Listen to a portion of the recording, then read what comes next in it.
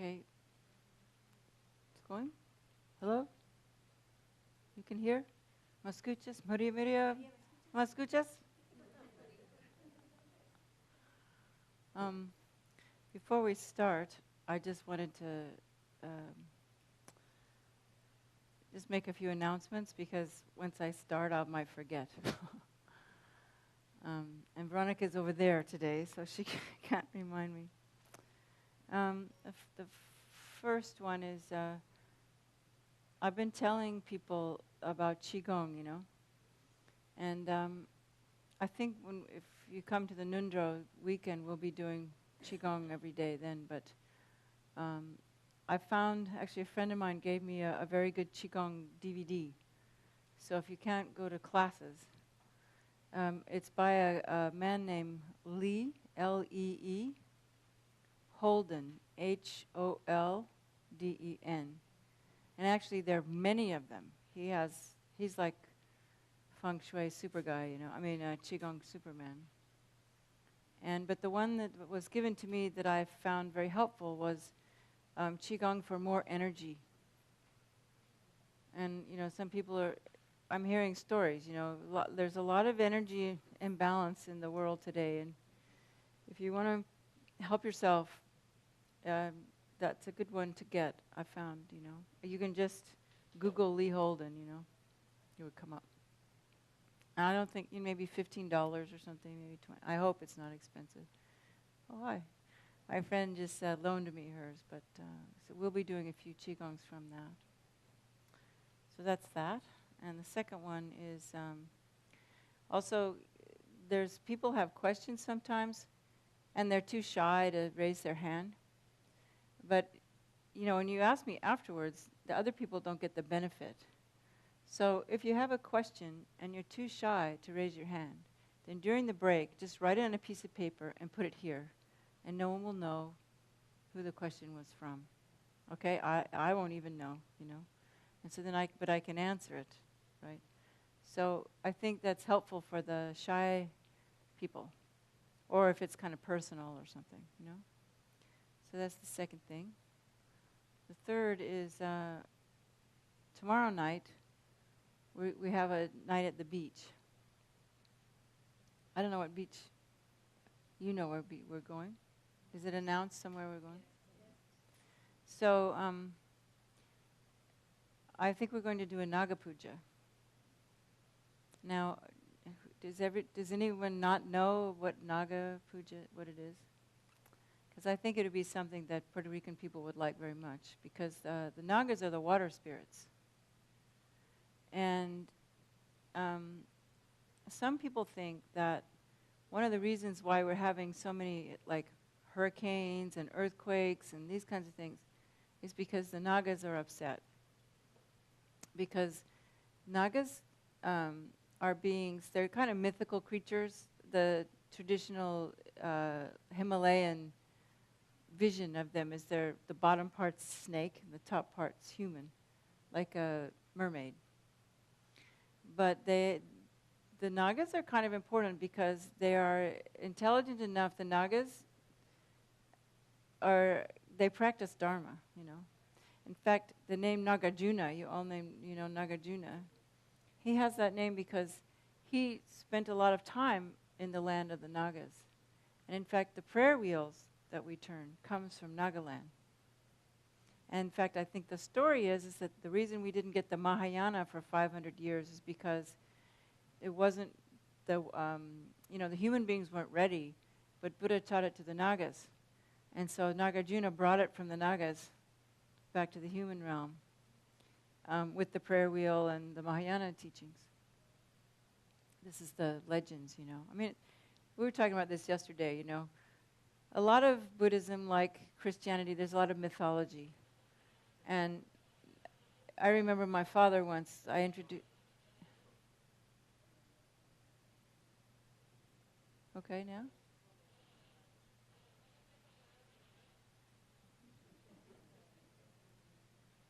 Is that the radio or something? Maybe we should just meditate for a while then. We have to clear away the obstacles. Yeah, see, I just meant to give an announcements. I start telling stories, so we have to do the Heart Sutra and everything first. Maybe it'll clear it up. And light some incense in there too. Ok, comenzamos entonces con la alabanza al Buda Shakyamuni. Maestro, destructor de enemigos, has sido Buda completa y perfectamente despierto, dotado con sabiduría y conducta ejemplar, ido al gozo, timonero que guía a los seres ordinarios que aún deben ser domados, Ser Supremo, Maestro de todos los dioses y los hombres, Buda, destructor de enemigos, glorioso y victorioso Ser Shakyamuni. Ante ti me postro y a ti voy por refugio. Maestro, destructor de enemigos, has sido Buda completa y perfectamente despierto, dotado con sabiduría y conducta ejemplar, ido al gozo, timonero que guía a los seres ordinarios que aún deben ser domados, Ser Supremo, Maestro de todos los dioses y los hombres, Buda, destructor de enemigos, glorioso y victorioso Ser Shakyamuni. Ante ti me postro y a ti voy por refugio. Maestro, destructor de enemigos, has sido Buda completa y perfectamente despierto, dotado con sabiduría y conducta ejemplar, ido al gozo, timonero que guía a los seres ordinarios que aún deben ser domados, Ser Supremo, Maestro de todos los dioses y los hombres, Buda, destructor de enemigos, glorioso y victorioso Ser Shakyamuni. Ante ti me postro y a ti voy por refugio. Vamos con el Sutra del Corazón a la perfección de la sabiduría. Así lo oí. Una vez el bendito estaba residiendo en Rayagrilla, en la montaña llamada Pico del Buitre, junto a una gran asamblea de monjes y una gran asamblea de bodhisattvas. En ese momento el bendito entró al samadhi que expresa el Dharma, llamado iluminación profunda, y al mismo tiempo el noble Avalokiteshvara, el bodhisattva Mahasattva, mientras practicaba la profunda perfección de la sabiduría, vio lo siguiente. Vio que los 5 skandhas son de la naturaleza del vacío. Entonces, por el poder del Buda, el venerable Shariputra le preguntó al noble Avalokiteshvara, el bodhisattva Mahasattva, cómo debe entrenar un hijo o una hija de familia noble que quiere practicar la profunda perfección de la sabiduría.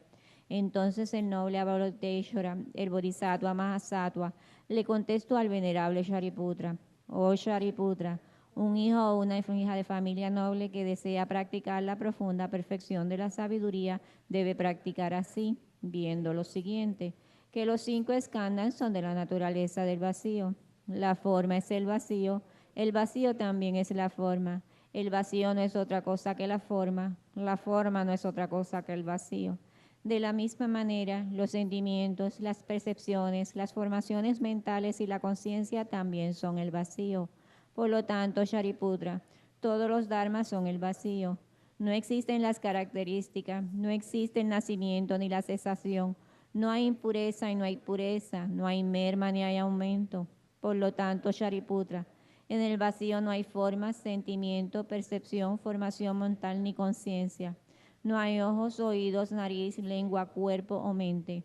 No hay apariencia, ni sonidos, ni olores, ni sabores, ni tacto, ni dharmas. No hay dhatu de los ojos y así al dhatu de la mente y conciencia. No hay ignorancia ni fin de la ignorancia hasta la vejez y la muerte. No hay fin de la vejez y de la muerte. No hay sufrimiento ni origen del sufrimiento. No hay cesación del sufrimiento, ni sendero, ni sabiduría, ni logro, ni ausencia de logro. Por lo tanto, Shariputra, ya que los bodhisattvas no tienen logros, moran en la profunda perfección de la sabiduría. Como no hay oscuración en la mente, ni tampoco temor. Trascienden lo falso y alcanzan el nirvana total. Todos los budas de los 3 tiempos, a través de la práctica de la profunda perfección de la sabiduría, despiertan completamente a la iluminación insuperable, verdadera y total. Por lo tanto, el gran mantra de la profunda perfección de la sabiduría, el mantra de la gran percepción, el mantra insuperable, el mantra inigualado, el mantra que calma todo sufrimiento, debe ser conocido como la verdad, ya que no contiene falsedad. El mantra de la profunda perfección de la sabiduría es Tayata Gate Gate Para Gate para samgate bodhisoha. Tayata gate gate para gate para samgate bodhisoha. Tayata gate gate para gate para samgate bodhisoha. Tayata gate gate ragate para samgate bodhisoha. Tayata gate gate para gate para samgate bodhisoha. Tayata gate gate para gate para samgate bodhisoha. Tayata gate gate para gate para samgate bodhisoha. Por lo tanto, Shariputra, el Bodhisattva Mahasattva debe entrenarse en la profunda perfección de la sabiduría. Entonces el bendito salió del Samadhi y elogió al noble Avalokiteshvara, el Bodhisattva Mahasattva, diciendo: bien dicho, así es, oh hijo de noble familia, así es. Se debe practicar la profunda perfección de la sabiduría, así como has explicado, y todos los tatagas se regocijarán. Cuando el bendito dijo estas palabras, el venerable Shariputra y el noble Avalokiteshvara, el Bodhisattva Mahasattva, y toda la asamblea de dioses, humanos, asuras y gandharvas se regocijaron y alabaron las palabras del bendito. Hacemos la ofrenda del mandala breve. Esta tierra ungida con perfume y regada de flores, con el monte Meru, los 4 continentes, el sol y la luna, vista como una tierra de pura, yo te ofrezco, que todos los seres pueden gozar de una tierra así. Oh sagrado y venerable Lama, desde las nubes de compasión que se forman en los cielos de tu sabiduría dharmakāyika, por favor derrama una lluvia del Dharma vasto y profundo, de acuerdo precisamente con las necesidades de los que serán adiestrados. Idam Guru Ratna Mandalakam Nirjatayami. Y tomamos refugio. Voy por refugio hasta alcanzar la iluminación, al Buda, al Dharma y a la Asamblea Suprema, por los méritos que acumule practicando la generosidad y demás perfecciones que pueda obtener el estado de Buda para beneficiar a todos los seres. Voy por refugio hasta alcanzar la iluminación, al Buda, al Dharma y a la Asamblea Suprema, por los méritos que acumule practicando la generosidad y demás perfecciones que pueda obtener el estado de Buda para beneficiar a todos los seres. Voy por refugio hasta alcanzar la iluminación, al Buda, al Dharma y a la Asamblea Suprema, que por los méritos que acumule practicando la generosidad y demás perfecciones, que pueda obtener el estado de Buda para beneficiar a todos los seres.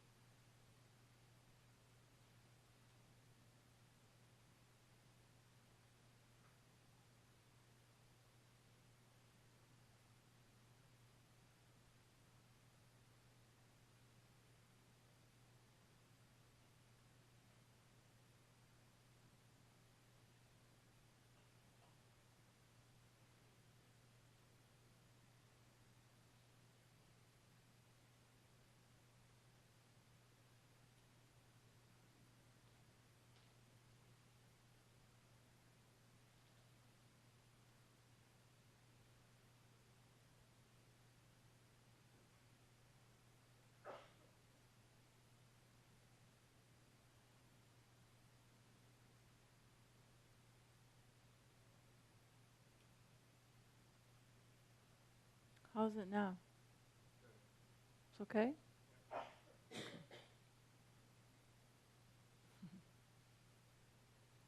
Okay, we were talking about nagas. So,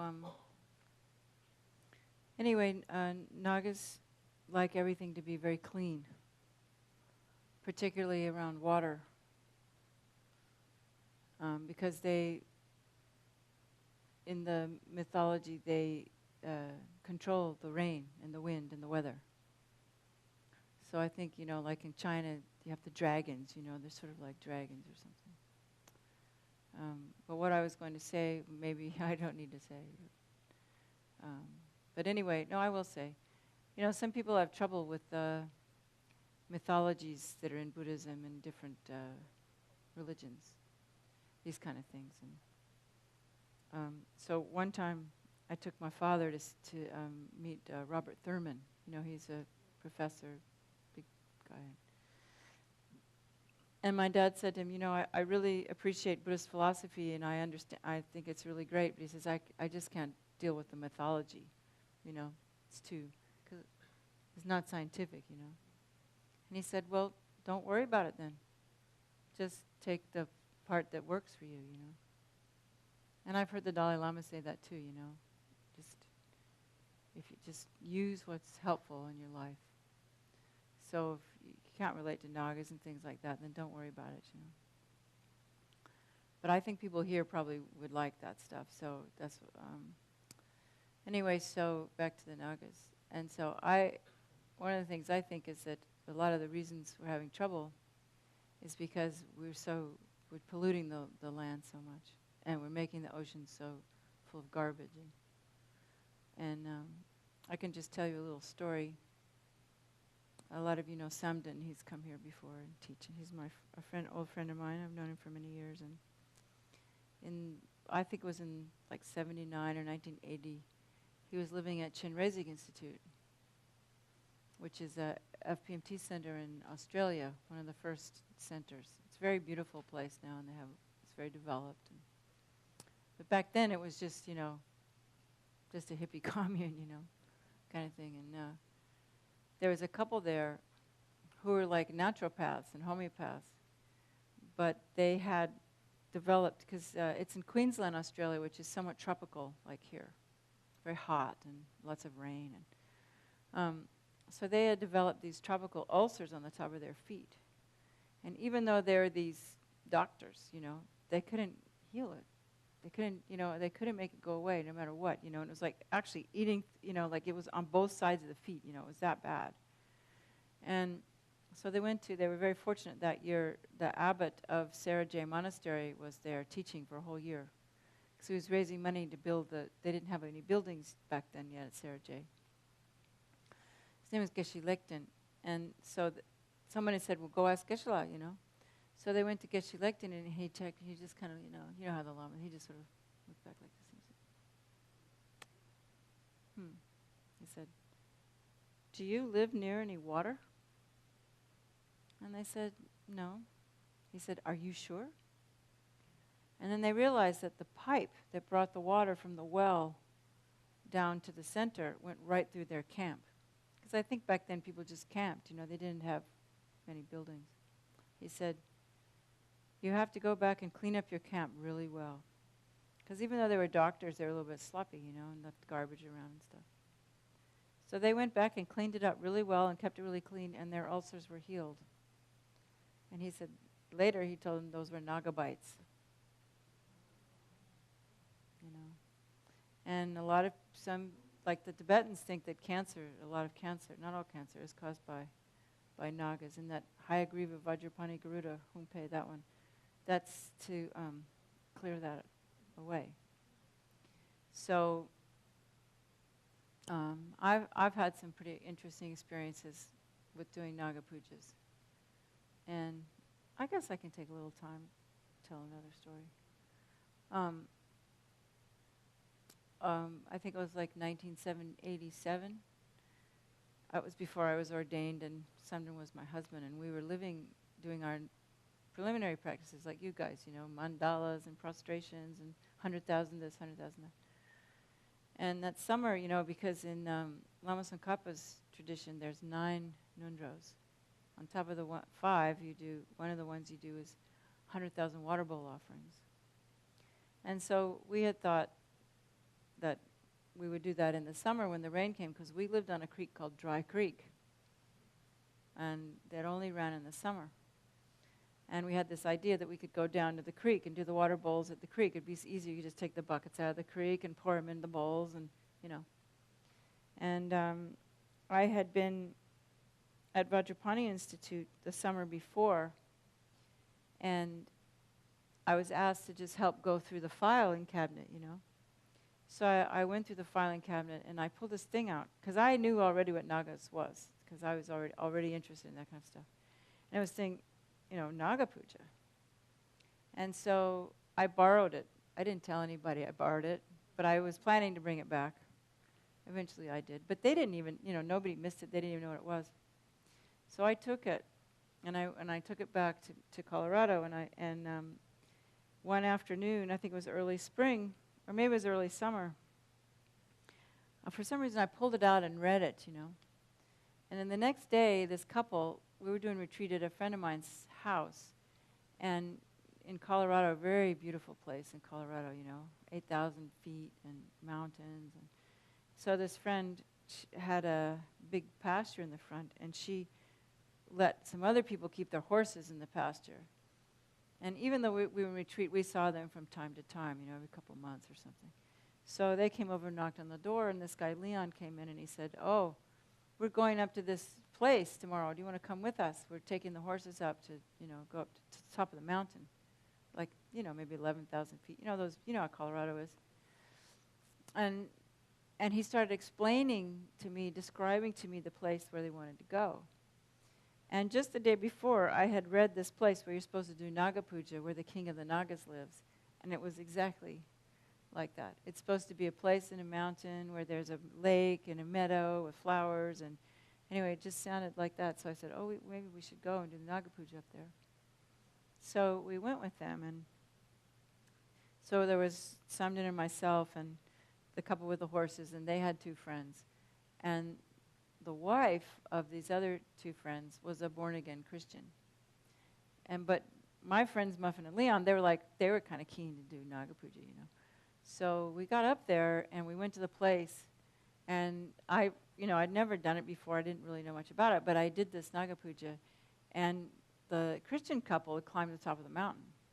And it was kind of overcast, and they said, "Wow, you know, when you were doing that puja, the clouds just came apart right where you were, and the sun was shining right on you, you know." And when we did the Naga Puja, you light this incense, and I noticed when we lit the incense started going around a circle around us, you know. And then, right when we finished, it had that little rain of flowers, you know, it started to rain. And then that night it started raining, and it rained, and it rained, and it rained, and it rained, and it was like the wettest summer they'd had forever, and I mean for a long time. And they were all really, really happy because Colorado is a very dry place, and so they had a lot of grass for their horses and everything. So it was really funny because people it was a hippie place, you know, and they started hearing about it. And one of my really dear friends, you met her, Sesame, she became a Buddhist because of that, you know. They started hearing about, you know, and they got more interested because we made it rain with this Naga Puja. So I think it was like a year later, I saw Lama Zopa and I told him about it. And he was really interested, and he translated this text, or had Jampa Choki translated text about what days to do Naga Puja. But anyway, because of that, now, you know, FPMT has this Naga Puja because I gave it to a friend of mine, and so now, like, you can download it and use it. And I don't know where they had it at Vajrapani, you know, or how it was translated. Nobody knows who translated it, but it's by Panchen, the fourth, you know, Panchen Losang Choki Gyaltsen, the same Lama who wrote the Lama Chopa and, you know, our Mahamudra teaching. So it was a quite reputable Lama, you know. So ever since then, I kind of enjoy doing Naga Pujas. And so, but the one we're going to do tomorrow, because it's a little bit shorter, is one that Veronica has from her Reiki teacher, who's also maybe you met her, she's a Nyingma teacher, Kadro Kunsung. Yeah, so I don't know, we're going to do that one instead of Losang Choki Gyaltsen's. Because I'm be interested to do a different one. But I've checked it out. It's almost the same thing, you know. I mean, they're all, basically, these practices are always the same. They just change a little bit different, you know. Because really, it's just the philosophical view that's a bit different. But basically, Nyingma Kagyu Sakya is all the same, you know. So that's what we're going to do. And I don't know what time it is, but so come and if you feel like it, and learn to do Naga Puja. So and you can, maybe I can have the text about good days to do Naga Pujas. But they can email it or put it on your website or something, and then you can know when to do Naga Pujas yourselves. But it's good to do if you're ill. Like I have a friend who has hepatitis C, and Rinpoche told him to do Naga Puja often, and he does now. He loves doing it. So it's just kind of another interesting little thing to have in your toolbox. You know, I was telling the other day, you know, in Buddhism we have this toolbox of different things to use, and so Naga Puja is a good thing to use, particularly if you're having trouble with, you know, drought and these kinds of things, or, you know. So I thought this island would be good to do a lot of Naga Pujas on this island. I think it would help, because the kind of the really cool thing about living on an island is that you can have more influence over the place, you know, because it's so small. You know, your prayers really influence the people, you know, instead of being in a big place. You know, it's like you're a big fish in a small pond instead of a big fish in a giant pond, you know. So I thought it'd be good to introduce Naga Pujas to you guys. So that's Monday night. And then Friday night, I was requested again. Last time I was here, we did the Chut practice. And that's another interesting practice that comes from a great yogi named Padampa Sangye. And he taught it to Machik Lobtran, who kind of propagated all over Tibet. And I think it's only really practiced in Tibet. And it's also a practice for spirits. So I've heard a lot of you talking about spirit harm and these kinds of things. And so Chut is a practice that is, well, I'll tell you another story. When one of my gurus he's passed away now, but his name was Geshe Khenrab. And he, back kind of like in the early days, like when Geshe Sopa came, His Holiness sent Geshe Khenrab to Montreal because there was a lot of Tibetans in Montreal. But when he got there, it's like the Tibetans were just interested in Losar and Sakadawa, you know. They weren't really interested in taking teachings. So he went on the dole, you know, like the welfare of Canada. Canada's a more compassionate country than the United States. And they have welfare better, you know. So he basically just kind of went into retreat and gained realizations. And he was actually very high, you know, very humble, but you could tell. Like Lama Yeshe, you know, he had really great realizations. And he said that Kebje Song Rinpoche, who's another one of our great lamas, maybe you've seen a picture of him. He was the one with the little goatee. Very, you know, like our guru's guru, you know. He passed away also. I mean, actually, now he's like 25 or 26. So he's wonderful Lama now. And his next incarnation. But anyway, so he would come to Montreal to teach Geshe Khenrab because he was very close. They were from Ganden Chartse Monastery. And he kept telling Geshe he should do Chut, you know. But Gelugpas don't do Chut. You know, you weren't allowed to do it in the monastery. You weren't allowed to even have a Chut drum. So, but he kept telling him, you know. And so finally one time he came and taught, Song Rinpoche taught it in Montreal. And so Geshe started doing it. And he said, I was with him one time and he said, wow, he said, when I started doing Chut, he went like this. My bodhicitta went like this. My emptiness, like this. You know, because it's a practice that develops specifically those things. Because you practice Tonlen and you do, the practice is you imagine that you cut up your body into pieces, like the Tibetans do at death time, you know, and offer it to all the spirits, and they come and they get really satisfied. Well, actually, you offer it to the gurus first, of course, you know, and request their blessings. But in the end, you offer it to all the spirits and imagine that all of their needs are satisfied, and then you teach them the Dharma. And I was very fortunate to be with my friend Samden, who requested David Molk, the guy who did translated our Medicine Buddha Puja that we use in FPMT. And they met. It was just one of those chance things where he ran into David, and David had heard that we'd finish these big long retreats, and he said, well, what do you want to do next? And Samden said, oh, I want to do chit. And he said, well, I do that. And I said, I want to do it in English. And David said, well, I'm a musician. I'll translate it for you in English chanting. So we learned from David how to do it in English with the Tibetan tunes.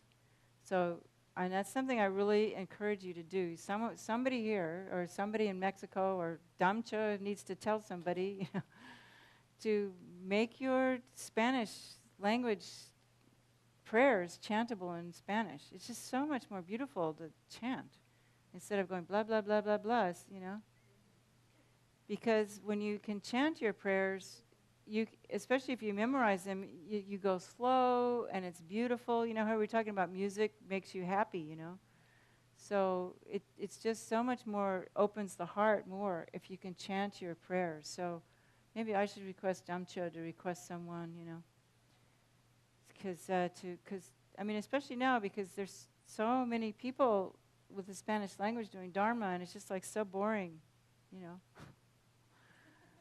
to just have to read it. And I think it would probably might be difficult, but it's not impossible. But I know that, I've done that for some things in English, and Lama Zopa Rinpoche was very clear, though, that he wanted to keep the tunes. He said, unless it's a realized being, really, they need to keep the tunes, because the tunes themselves come from dakinis and realized beings, and the tunes have a blessing. So that's another reason to chant them, because there's a blessing that comes just from the tunes. And you'll see the chut has very beautiful tunes, and that's one of the reasons I like to do it. So one day, I hope, this next year, I'm going to do retreat for a year, and my plan is to have it memorized, and so I can just do it without having to read it. I almost have it memorized, but so anyway, that's the next Friday night. So Veronica asked me to kind of give you a little introduction. And there's not a whole lot of people here today. I should have done it yesterday, but anyway, so that's that. And where's my little notes? Oh, that was all I wanted to tell you. So, okay, then today we're still on refuge, and we are Gelugpas, which means we like to, do things, well, they all do, but anyway, I just wanted to give you more of a, Lam Rim presentation of refuge a little bit. But first, I think we should, too bad I'd already talked a long time. I wanted to meditate. I wanted to do it right at the beginning before our legs get tired, but and the reason, I've been doing the same meditation every time is because I want you to learn it.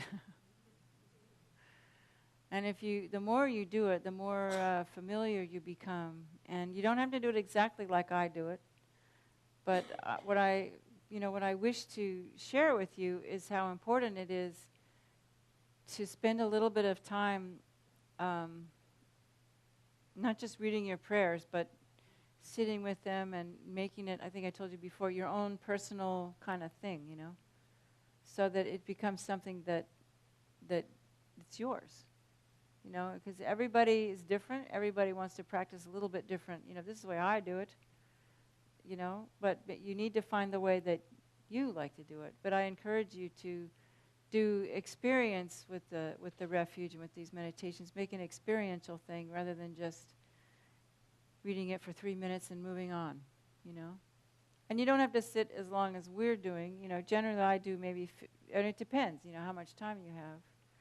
But the reason I'm taking so long is I'm saying all these different things.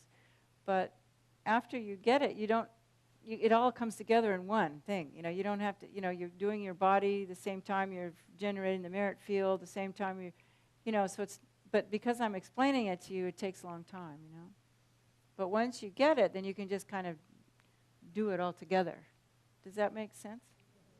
There is a sequence. First you do the body and the breathing, and then you do the merit field and these things. But so we'll do it this time again, and maybe we'll see how long it takes, maybe half hour or something. Okay, so everybody all right with that? Okay. Any questions? Okay. Any criticisms? It's okay, you know, I don't mind. Okay.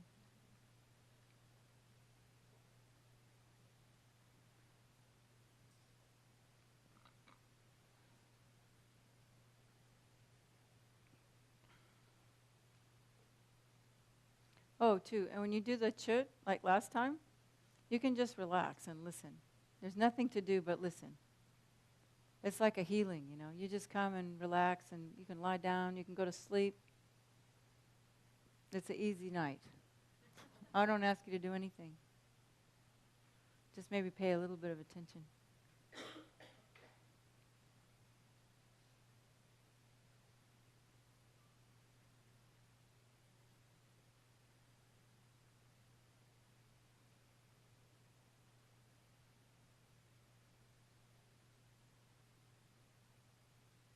Oh, wait a minute. I wanted to show you one more thing before we start.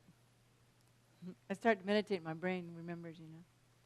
I think I showed you this before. I think I call it the taps, the 5 taps. Did I show you the no, not the 5 Tibetans. It's this simple thing.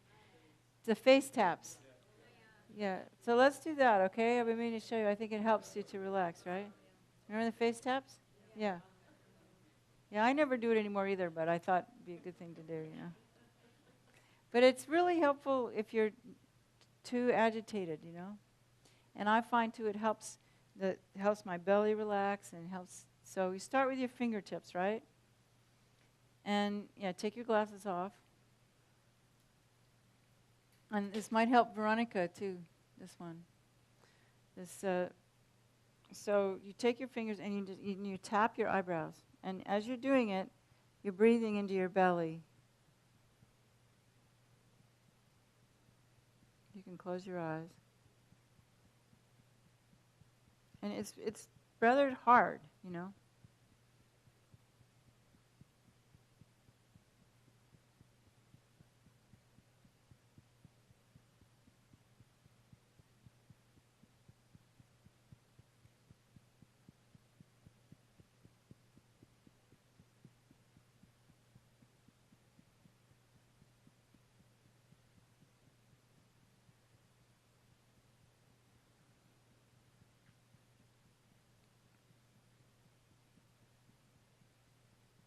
And as you're doing the tapping, we can do the, becoming aware of the body and breathing into the whole body.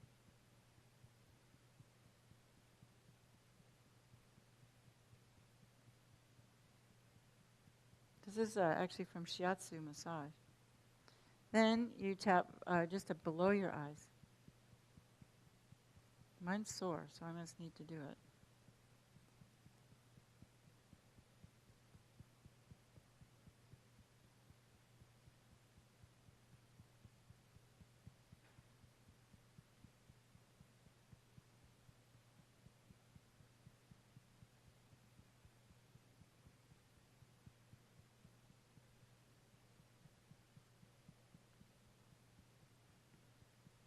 Then you do above the jaw, up here, like right in front of your ears, where it's tight.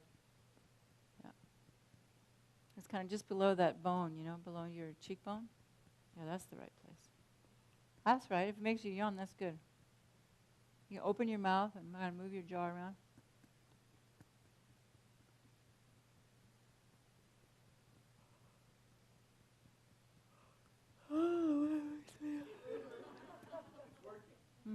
Yeah, that's getting the bad stale chi out, you know.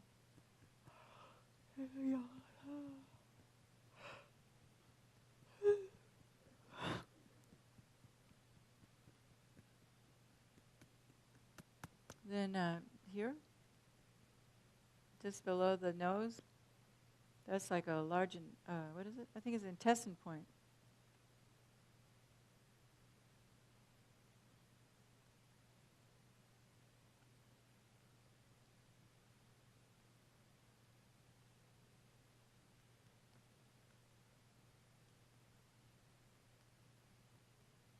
And here, the chin.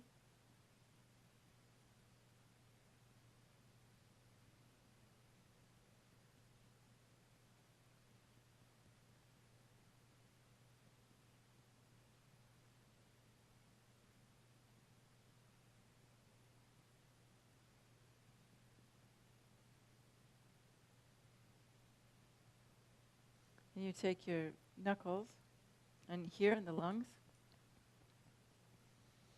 And breathe up into your lungs.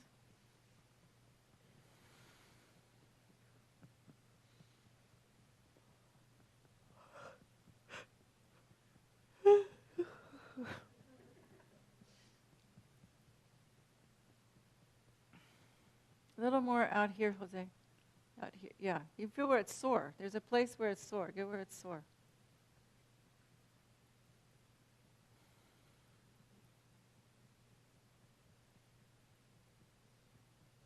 Both sides. Yeah.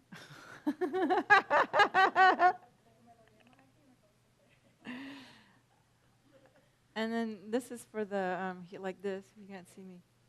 It's the heart meridian.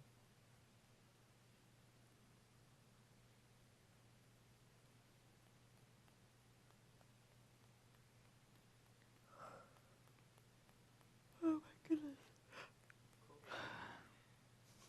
No, I don't need coffee. Actually, I had a little bit at Chilla's house.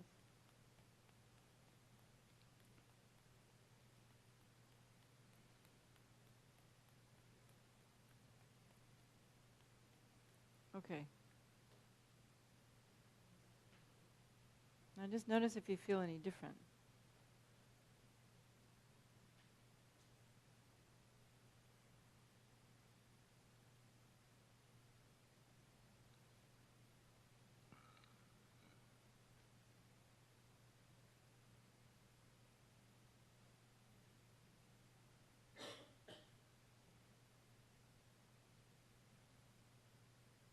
So then once again, you establish the posture.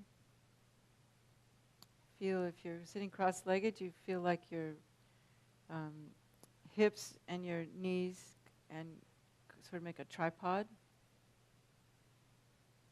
And you can, if you want to, you can move your hips around. You find a place where you feel the most comfortable, where you can let your breathe into your belly. Remember to loosen up your trousers.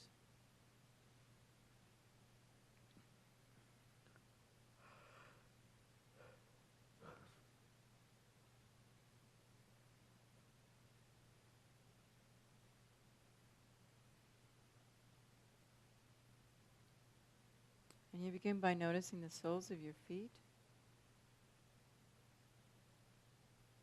your toes,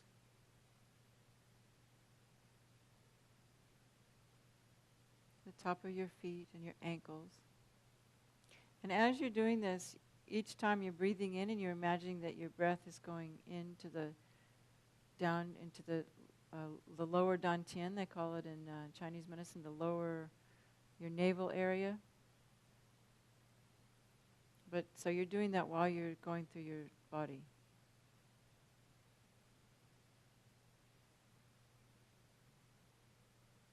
And as you're going through the body, you imagine, you just tell yourself that, it can it can relax just a little bit more. And when you're sitting, you never hold, your body's not completely, totally always still all the time. You want to always be aware of your energy, and you can slightly adjust the way you're sitting. I mean, not a lot, but as you go up through your body, you can adjust. Maybe your back needs to move forward or back or something,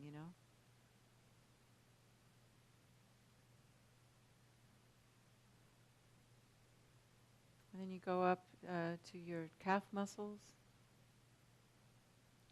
Think that they're just relaxing and melting, softening. Everything's becoming more soft. The knees. Feel space in the knee joints. And also at the same time as you're going through your body, you can, this might sound a little bit corny, but you can think, you don't have to think with words, but just feel some affection for your body, like some care. Like, I love my body.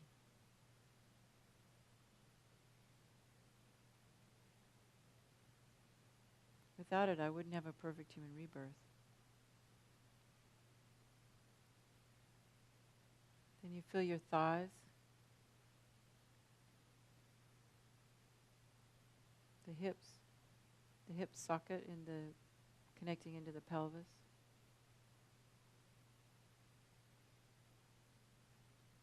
Then you begin to breathe into the lower abdomen, continuing to do that.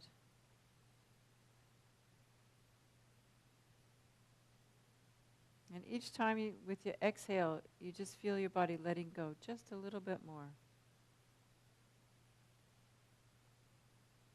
Mind letting go just a little more.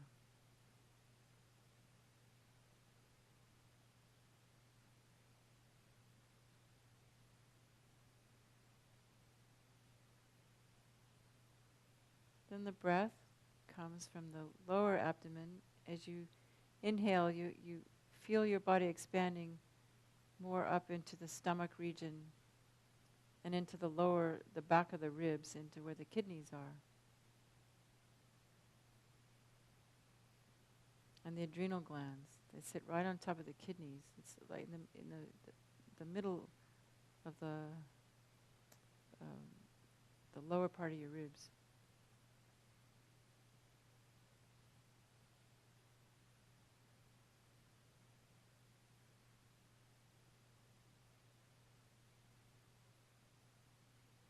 And then you allow the breathing to expand into the upper part of the ribs, in the front and the back. Feel your body getting a bit bigger. Up under the breasts, expanding under the armpits.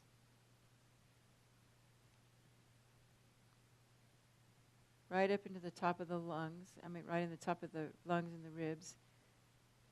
And feel that the breath is what's holding up the body, expanding the rib cage, so that your shoulders are free to just hang.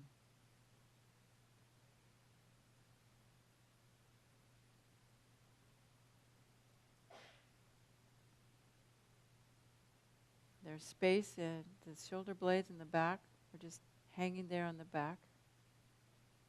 And allow the region between the shoulder blades, breathe right in there and allow that to open up a little bit.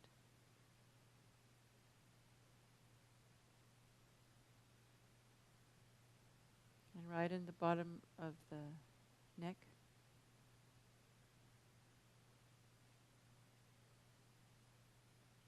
You bring the awareness up through the neck, all the way up to the crown of the head. Become aware of the skull, the inside of the skull, the brain. And as you're breathing, it's kind of bringing energy, but relaxation at the same time.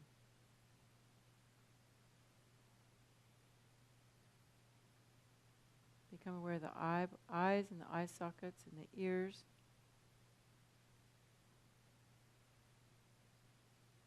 You can energize the region of the third eye. Very crown of the head.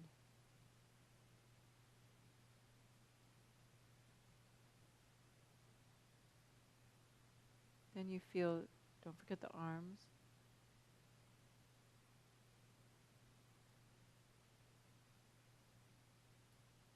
So then as you inhale, you imagine that the torso, the trunk of your body is filling up from the bottom up, as if you were a vase, you're pouring water into it.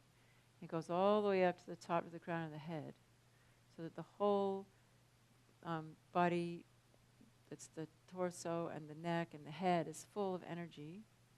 And then as you exhale, it goes down your arms and down your legs.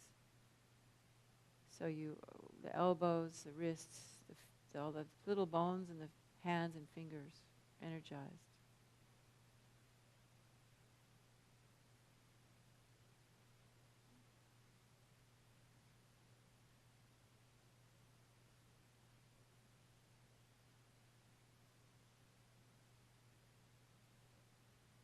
You pay attention to the neck so that the chin is slightly tucked in. That opens up the jade pillow at the back, which is the area where the skull meets the spine.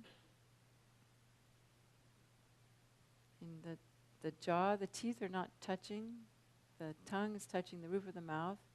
And you imagine that the back part of the mouth, we call it in English the upper palate, that's also expanding and opening.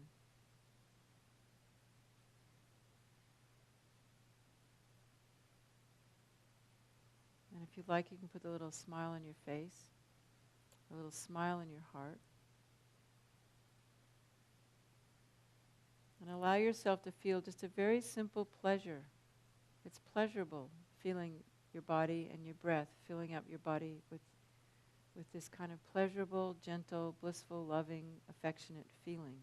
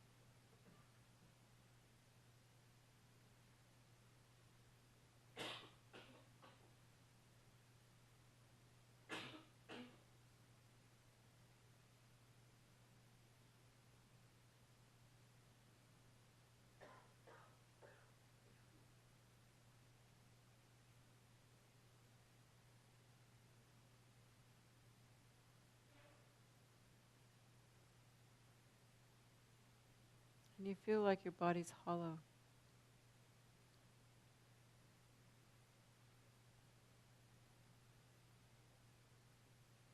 You feel the outline between the membrane that separates you from space. But think of that as being very light, like a very thin cloth, like a wedding veil, you know?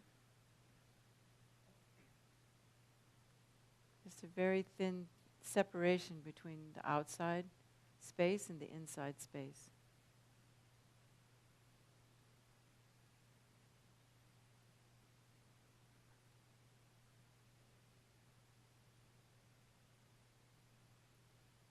The eyes are either looking down the nose or closed.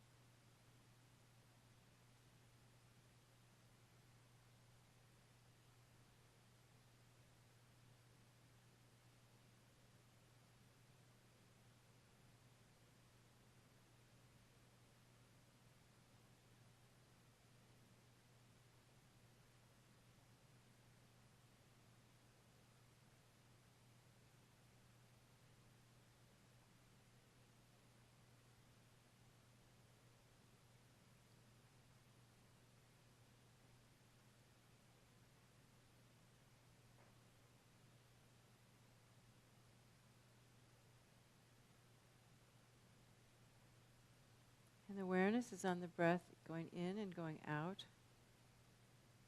And if you are having a lot of discursive thoughts, then you can do that,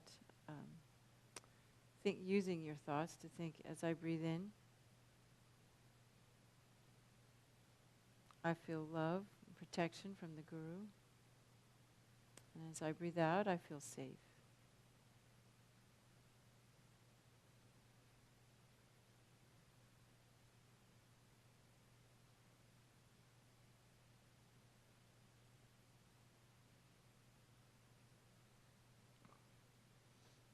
Another thing to do, if your mind is quite agitated, then As you exhale, you imagine that the energy, that agitated energy, is leaving to the base of your spine and going down into the center of the earth.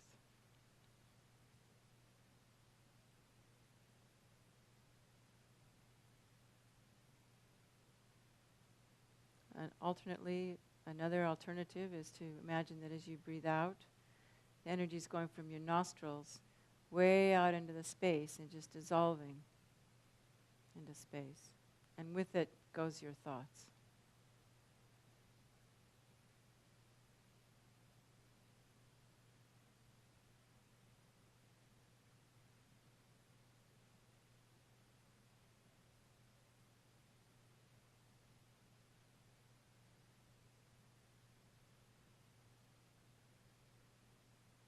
So it's sort of like the inhale, it's a very subtle energizing, not agitating, but just kind of bright, making bright, clear. And as you exhale, you're just letting go. So that works, that's kind of the feeling of it. And if your thought is like, if you think, as I breathe in, I feel love, that's kind of energizing, you're feeling warm. And as you exhale and feel safe, that's the letting go. Because when we're safe, we can let go.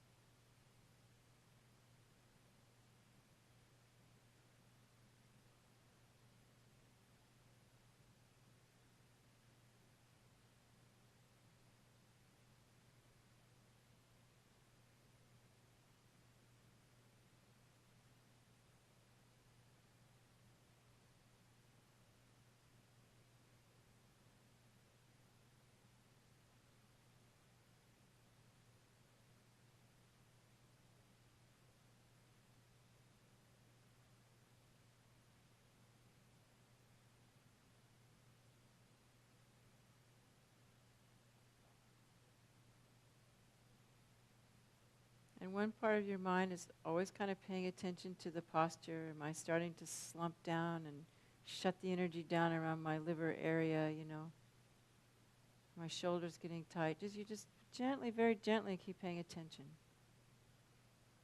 And allow the breath to energize and relax. Breathing in and out.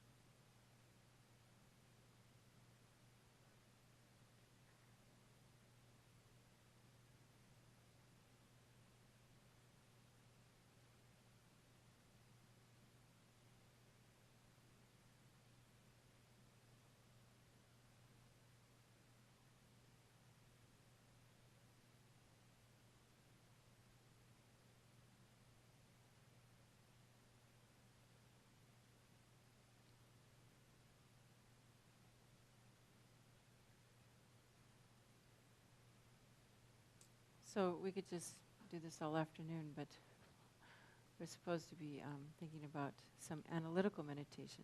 So we add that by having, you can if you want, you don't have to, but the idea is the father on the right, mother on the left, compassion on the right and wisdom on the left. All our family and friends and all sentient beings around us.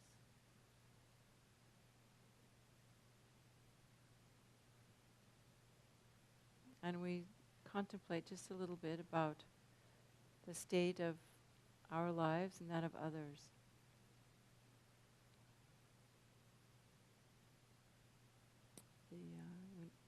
Not knowing what's going to happen tomorrow. Having a mind that is pervaded by all kinds of disturbing thoughts and emotions.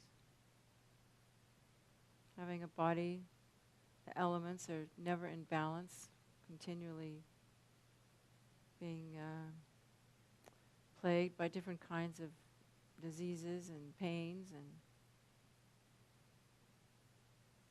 Not to mention the big emotional relationship problems and work problems, and here we are in the fortunate realms, and then we can think of the less fortunate ones. We get these teachings on the lower realms, but really we don't have to believe in the lower realms to want to develop the wish to attain enlightenment for all sentient beings. We can just look at the human realm and the animal realm. I'm not saying we shouldn't look at the lower realms, but if that's difficult for you, we can just look at the human realm. Just the things we see on the news. Imagine if we were one of the 500,000 people in a Syrian refugee camp in Jordan right now with not enough to eat, no toilet facilities, or very, unsatisfactory ones. Our children are hungry, nothing but a plastic sheet to cover us from the rain and the snow, not enough blankets.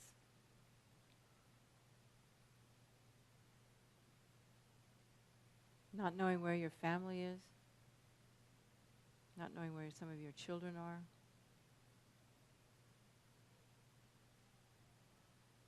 This is happening right now to a lot of people.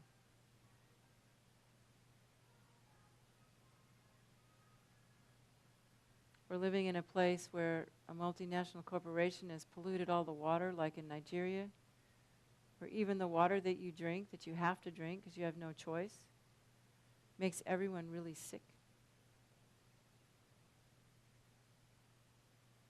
Or perhaps you could be in Iraq, where the ground is totally polluted with uranium. All the children are being born with cancer. Not all, but a lot. And there's nothing to be done about it. You can't move. You have nowhere to go.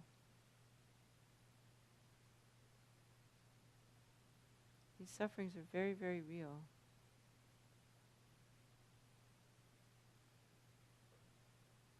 It could be us, next life. It could even be us this life. We don't know, tomorrow the United States could declare war on Russia, and Russia decides to,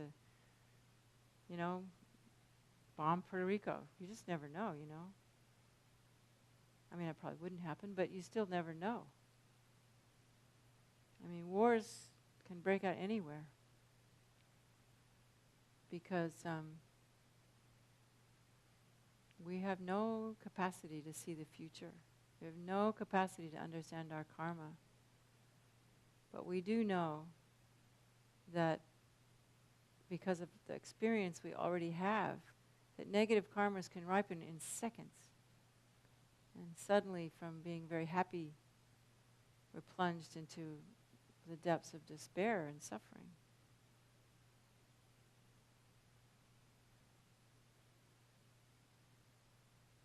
What if it was your baby that's, lost in the airplane in the bottom of the sea,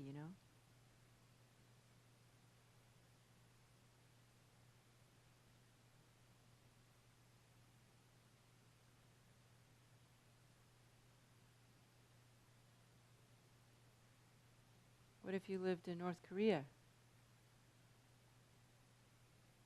What if you were an elephant being chased by the poachers and being killed and having your tusks ripped out,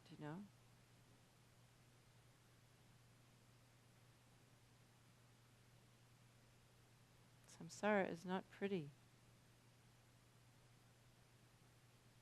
We live in the ignorance all the time, thinking that this is a pleasure grove, because we can go to the mall and go shopping. We forget that tomorrow that mall might be bombed. We might not have water coming out of the tap. The electricity could be gone. A hurricane could come, that. That one is even more probable. Big time suffering. Think about Haiti, what happened a few years ago in Haiti. It could happen here. And what would you do?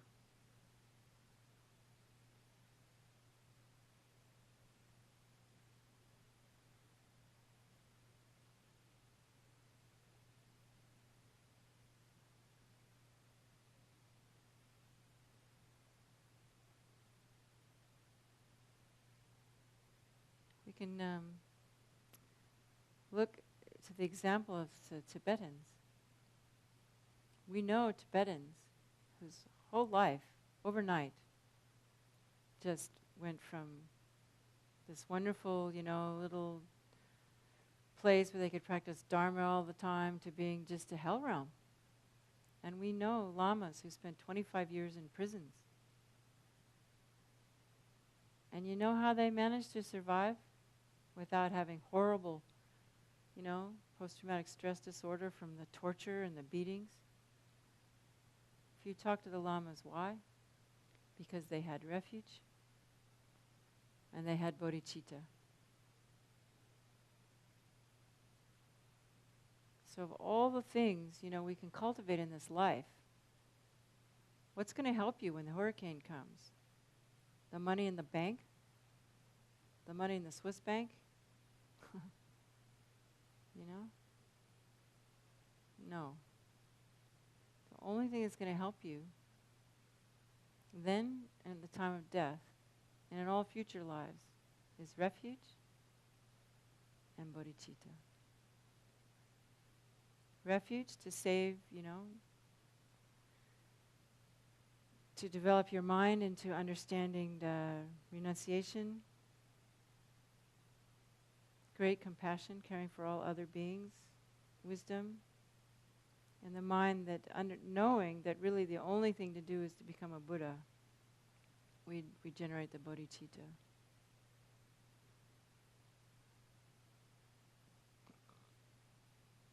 So really, if you think about it, we spend so much of our lives, forgetting about that. And this isn't to make us feel bad. It's just to remind us that how precious, so precious, is refuge and bodhicitta. Even more precious is the Guru.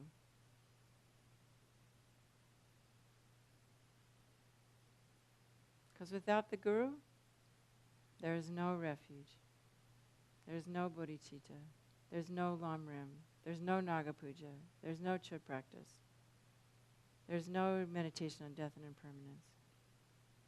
There's no group of Dharma friends.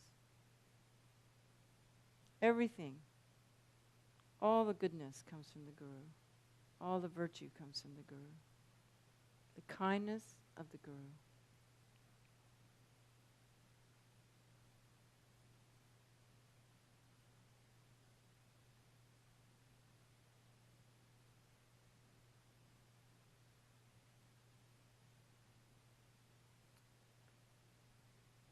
So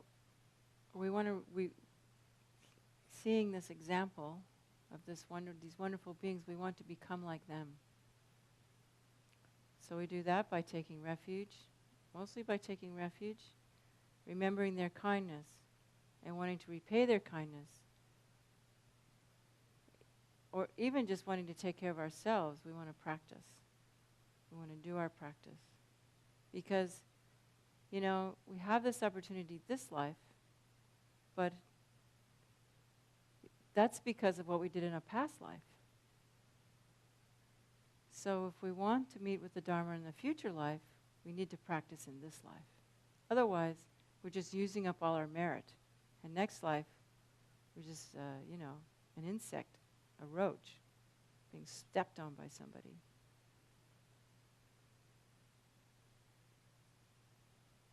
So the reason we do these kind of meditations is because we want to have a really intense longing to be free. Please, Guru, bless me in this very session. Please bless me to remember death and impermanence, Please bless me to have less needs so I have more time to practice Dharma.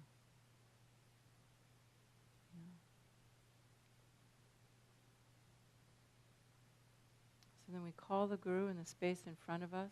Please come, bless my mind right now, today, in this minute, in this session. Please bless me to develop bodhicitta. Please bless me to realize all the stages of the path. And please bless me never to forget that the Guru is in my heart. guiding me, helping me.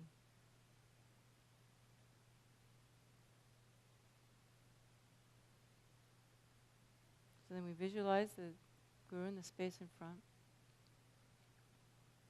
either as, your Guru or as Buddha Shakyamuni, and in his heart is the Guru, and in his heart is Vajradhara. And we make an intense, fervent longing. Please bless my mind, Lama, please.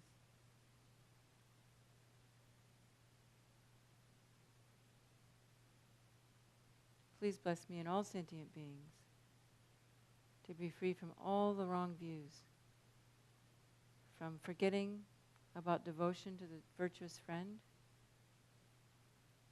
all the way up through the tantric practice, all the obstacles up to the 10 bhumis to achieving the unified state of Vajradharahood.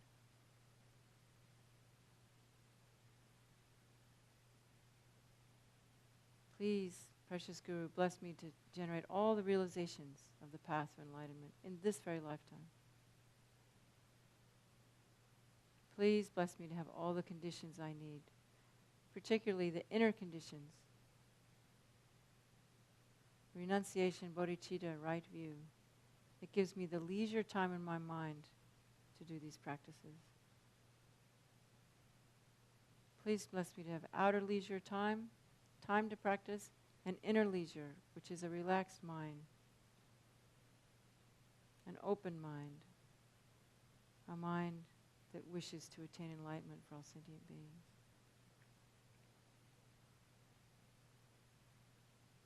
And please, precious Guru, bless me to be free from all the obstacles. The inner obstacles come from my side, the outer obstacles that come from other people, all these karmas I've created. Please bless me to purify the causes and conditions to experience these obstacles. I'm turning my mind away from other objects of refuge and putting my sole source of comfort, of benefit, aspirations into the Buddha, the Guru, the Buddha, the Dharma, and the Sangha. The ultimate refuge is actually the realization of emptiness, conjoined with the great bliss of wishing to attain enlightenment for all sentient beings, that great, great compassion, which only comes from being honest about the sufferings of the world.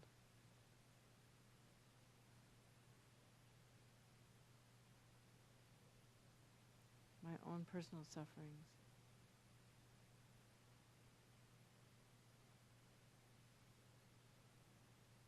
So then from the Guru's forehead, we imagine white nectars and rays coming in and purifying, coming into our brow chakra and filling up this hollow body we've been visualizing with inspiring, purifying rays, purifying all our obstacles, particularly all the obstacles related with the body, all our sickness, physical obstacles,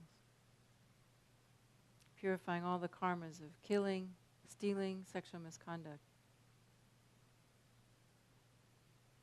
And then from our body, going out with the exhaling out through the pores of the skin, the thin membrane from the inside space, the outside space. This purifying nectars and rays go out to all sentient beings throughout infinite space, touching them, feeling that they too are being purified of their karmas that come from killing, stealing, and sexual misconduct. And they're all placed in a purified state, and we rejoice.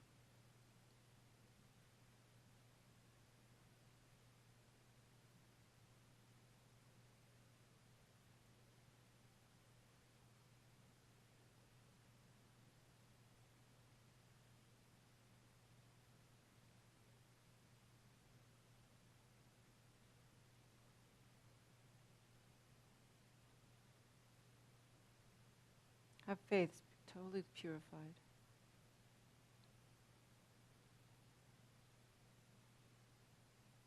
And then from the throat chakra of the Guru, red nectars and rays come into our own throat chakra, filling up our whole body with red light, purifying all of our mistaken activities or our ignorant activities that we've done not knowing, or being out of control when we lie or gossip or have divisive speech, harsh speech, saying mean things.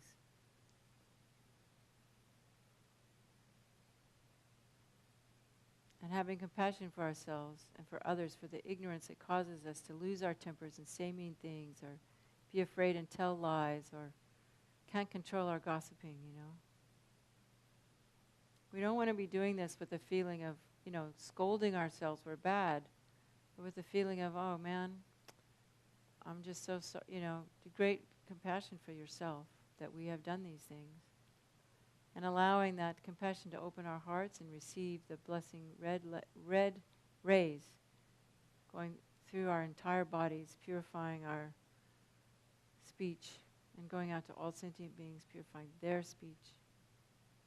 As far as you can imagine, all beings in the form of humans having their speech purified. I guess other beings don't talk, but still they communicate. All communication karmas are purified. And have faith, just have faith. Kirti Senchen Rinpoche said that the key to Dharma is having faith and intention. So just have faith.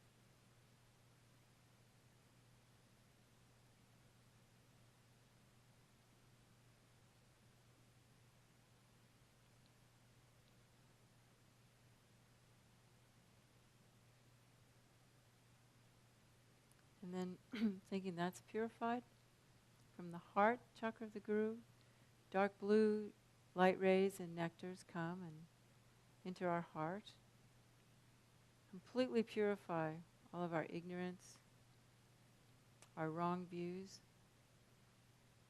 our covetousness, our ill will, our jealousy, our worries, our fears, our hatreds, doubt.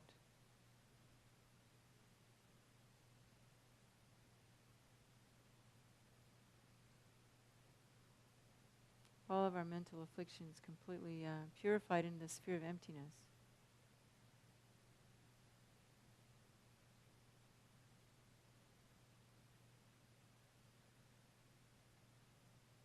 And these rays then go out, touching all sentient beings throughout infinite space, purifying all their wrong views.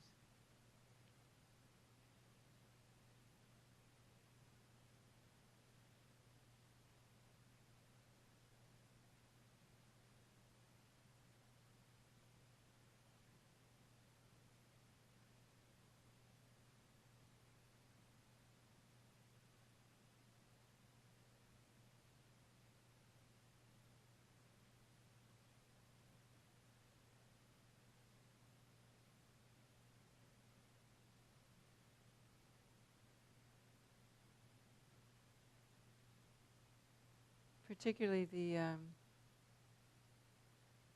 innate grasping a true inherent existence of self and other, and from that the needy mind, the self-cherishing mind, the self-preoccupied mind that comes naturally and sabotages so many of our well-intended activities, As soon as we feel threatened, wham.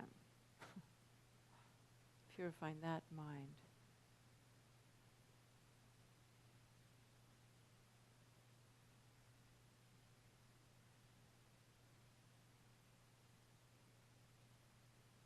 So whatever you understand of emptiness, you can meditate on that now.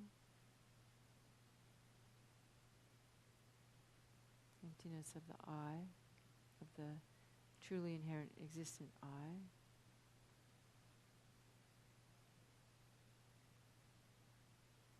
Or just imagine it. And just feel space-like awareness.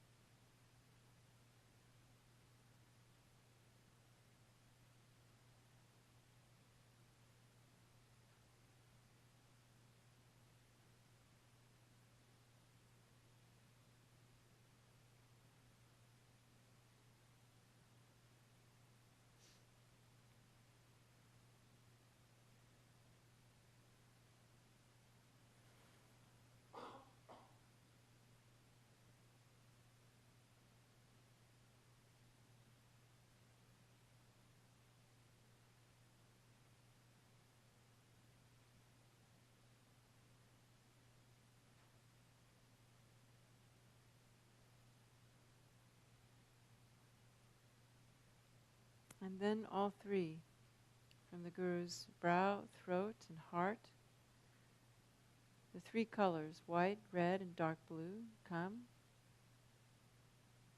and enter our three places, purifying all the subtle imprints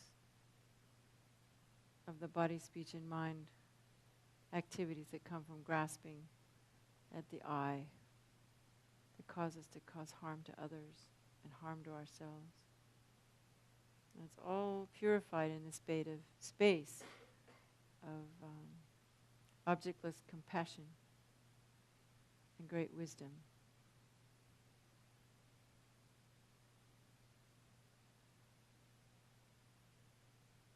The mind that feels care for others, but at the same time has an experience of lack of true existence of that I that cares.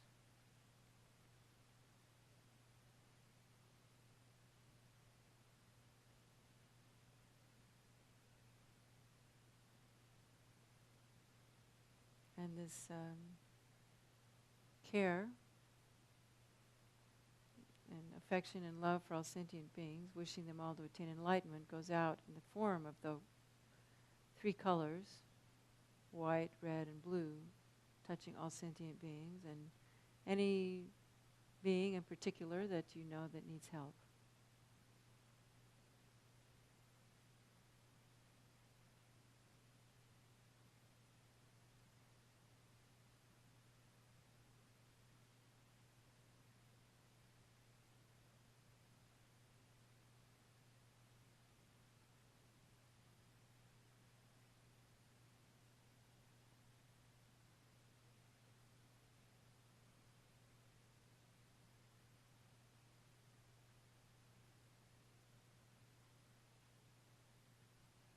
And it's kind of a liberating, happy feeling.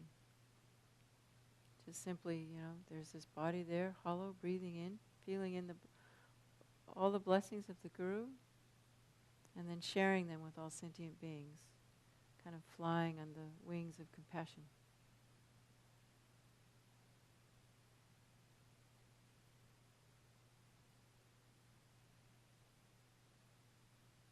So then that very simple meditation of breathing in, I'm breathing in the blessings of all the Gurus. Breathing out, I'm purified, and it goes to all sentient beings.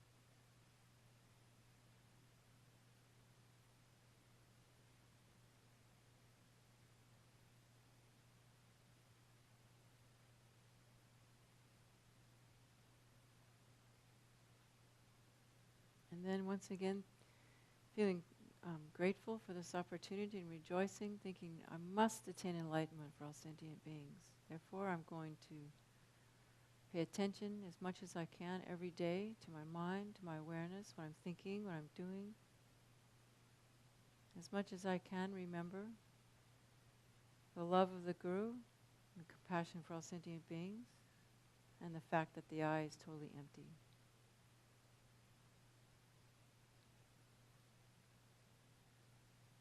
Thinking, is this really something I want to do? Checking up, constantly checking up on your mind, what you're doing with your life.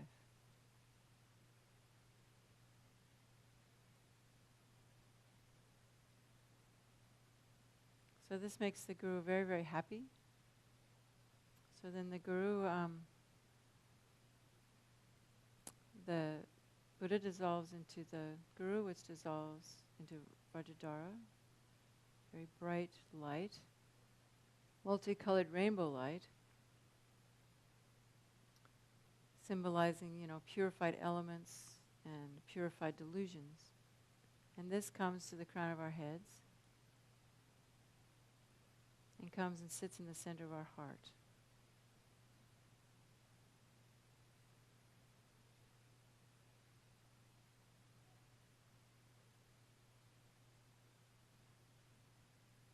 And we feel totally protected, at peace, safe.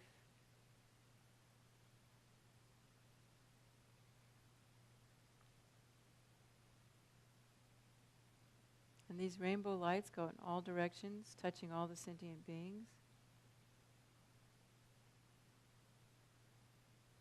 They all become Buddhas, and then they all dissolve back into our body.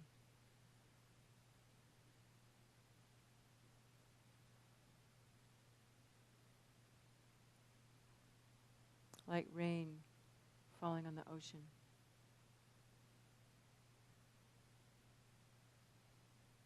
Light, gentle rain falling on the ocean.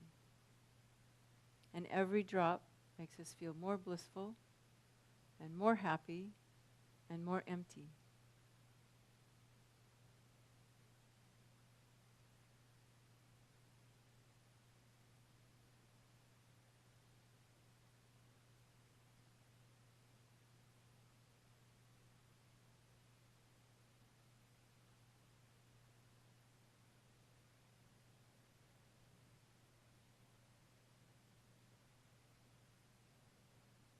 And then we, like the Guru before, dissolve from the bottom up, from the top down, and arms coming into the bright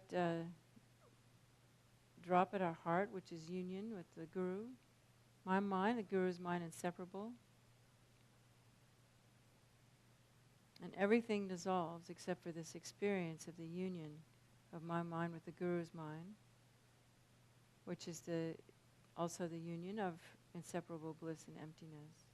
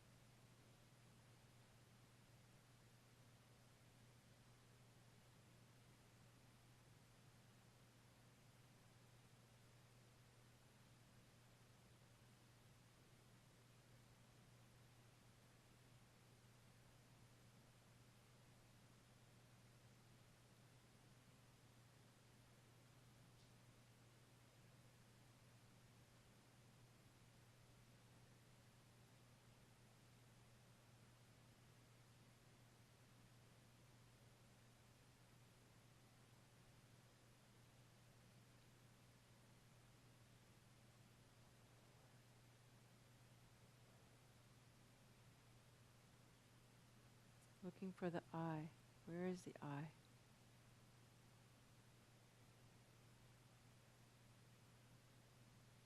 Is it my mind?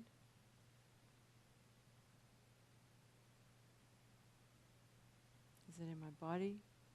Is it outside my body? just rest in that non-finding experience.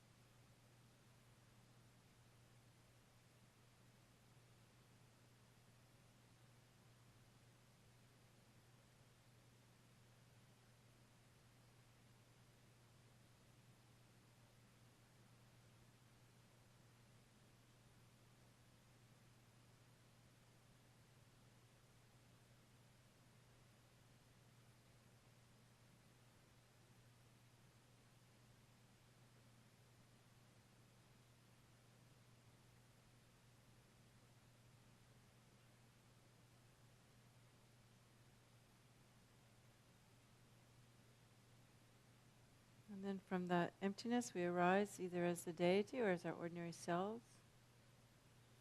And we dedicate the merits of doing this extensive meditation on refuge, that we can, this and in all future lives, meet with qualified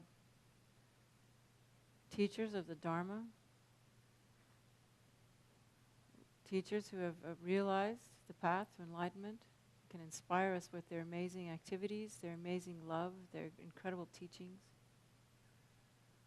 That we can strive to practice the Dharma in this and all future lives, and that we can meet with the Dharma in all future lives until we attain enlightenment.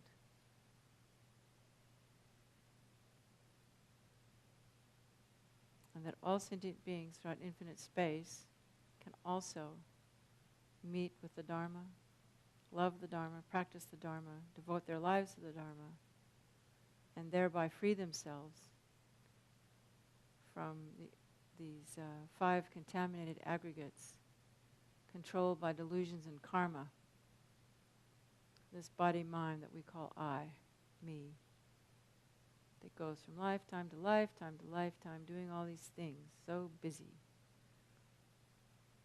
Can we learn to let go of the busyness and relax into the blissful state of emptiness and compassion?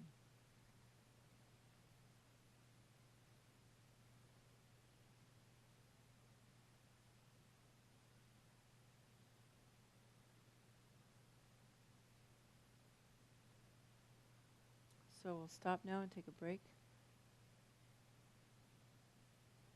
You guys are good? It takes a lot of patience, sometimes to sit through that, so I appreciate your patience.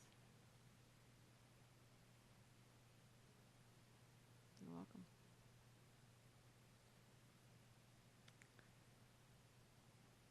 So we'll have a break till about 4:30. And whatever.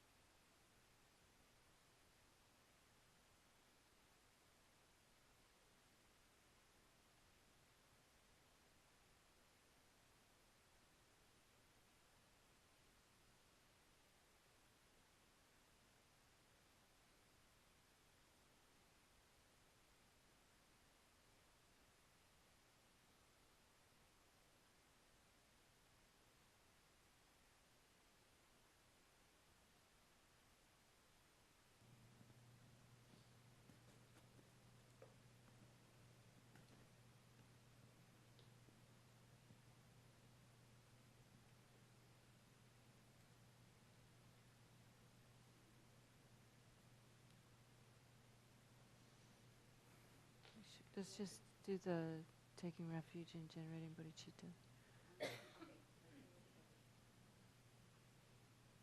Vamos a la toma de refugio con la bodhicitta. Voy por refugio hasta alcanzar la iluminación, al Buda, al Dharma y a la Asamblea Suprema, por los méritos que acumule practicando la generosidad y demás perfecciones que pueda obtener el estado de Buda para beneficiar a todos los seres.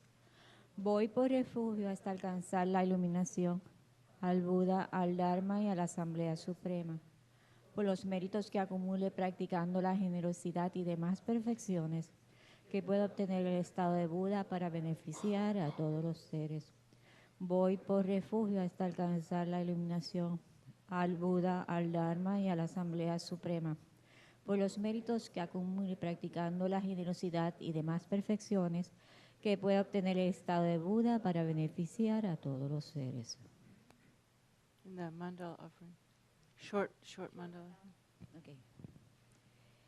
Esta tierra ungida con perfume y regada de flores, con el monte Meru, los 4 continentes, el sol y la luna, vista como una tierra pura de Buda, yo te ofrezco, que todos los seres puedan gozar de una tierra así.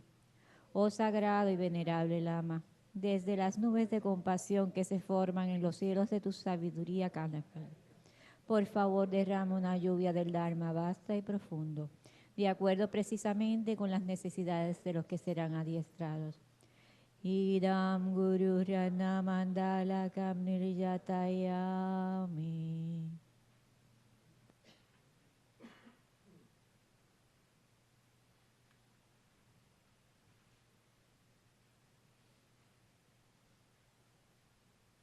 Did you have a nice break?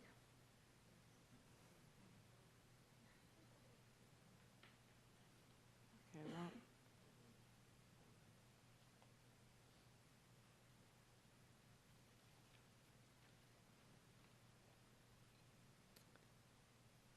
Before we go to questions, there might not be any today, right? Jasmine always has questions.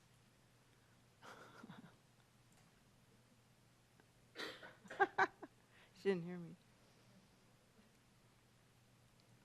I thought I would just review. That's okay. Out of the Lamrim, Lama Tsongkhapa's teachings, he talks about the benefits of taking refuge. So I just thought I would read those to you. The first one is we become a pure Buddhist. And I think, the name Buddhist is a Western idea. The Buddhists don't call themselves Buddhists, And I think it's the idea of being an inner being. Someone whose inner life is more important than the outer life. So I think that's kind of a better description, And taking refuge is the foundation for all other practices and all other vows.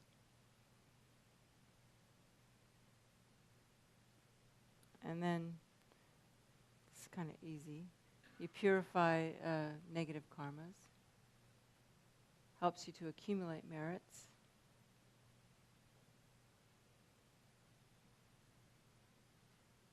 Number 5 is, tell me if I'm going too fast. You're protected from all harms.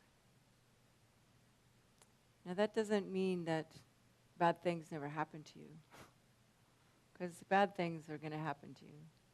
It just means when they do happen to you, if you have a deep refuge, then you don't actually feel the harm. It's like we were talking about when my stepfather was dying of cancer, and he was very much an inner being. He realized there was a difference between a cure and healing. He wasn't cured of cancer, it killed him, but he was healed. You know, he was completely ready to die, and he said goodbye to everyone. And there was, besides the physical suffering, he was inside. He was okay. So, you know, we can have chronic diseases and these things that maybe have no cure, but we can still be healed. You know, it's like we can't really cure samsara until we become enlightened, but we can definitely, through refuge and bodhicitta in our practice, we can experience the healing of samsara, right? So I think that's more what it means when it says protecting from all harms. Otherwise, you know, you can end up like people get mad at God when bad things happen. You could get mad at Buddha. You know, you could say, "Oh, I took refuge, but now I'm getting harmed." You know, this is a problem here. You know, and I think this gets into a difficult situation people have with lamas. I think we might have talked about this already, but how we kind of, because we're Christians, you know, we meet a lama, we think, kind of project like lama's going to take care of me, you know, and we treat lama like God or Father, and you know, oh, lama this, lama that, you know, and then when things go wrong, we get angry at the lama, particularly if it's something the lama told us to do or asked us to do. You know, when it turns out to be a big suffering, you can have a big problem. But I think the skillful way to deal with that situation is, I'm here to learn something. You know, I have to learn something from this. What can I learn from this? You know, or we have to think of ourselves like Milarepa. You know, Marpa put him through so much difficulties, and it would have been very easy for him to run away. You know, I think he tried, and but in the end, you know, Marpa was putting him through these trials because he needed to purify his negative karma. So sometimes the gurus give us things to do, and you know, it doesn't turn out how we want it to. So we have to, instead of seeing the guru as like harming me, it's much more beneficial to think, oh, the guru is helping me to purify, or I'm learning something from this, you know. So the next one, number 6, is that if you really have refuge, you won't ever go to the lower realms, at least not in this life. And that makes sense, you know, because if you go on to we did the last one before, you know, what makes you go to the lower realms? Mostly it's anger and hatred, isn't it? So if you're able to be an inner being and take refuge when bad things happen to you, then you don't retaliate to harm, you know. You don't have, you know, it might, I'm not saying you're not going to get mad or you're not going to have hatred, but because we have emptiness and because we have these mind trainings, we cannot really buy into it. You know, you can't really make the anger and hatred go away until you're a very realized being. But at least when the anger comes up, or the jealousy or whatever, you can tell yourself, okay, you know, here it is again. I'm going to just sit with it. I'm going to take, you know, maybe you need to talk to somebody about it, but I'm not going to act on it. I'm not going to go harm somebody. I'm not going to retaliate, you know. So I think that's how, you know, taking refuge prevents you from going to the lower realms. Because it's very difficult, you know, like we said yesterday, karma doesn't go away by itself. It's the guru can't really save you. You know, they're not saviors, even, you know. You're not like, by taking refuge, we're saved, you know, but by somebody else. You know, the only thing that can save us is our own energy, you know, our own work. Faith, the faith, exactly. Good point. And it's like that story of, one of the stories you probably heard is about the woman who came to the Buddha and said, my son is having to go off to war. You know that story? Please, will you protect my son? And so Buddha, I hope I'm getting this right. So Buddha, somehow through his magical power, made the sun very small and put him in his begging bowl. But after the battle was over, he looked inside and the sun was still dead, died. Because in the teaching is, Buddha can't prevent your karma from ripening. If you have the karma to die, Buddha can't stop that. I mean, Buddha could maybe give you some practices. Like I know a woman who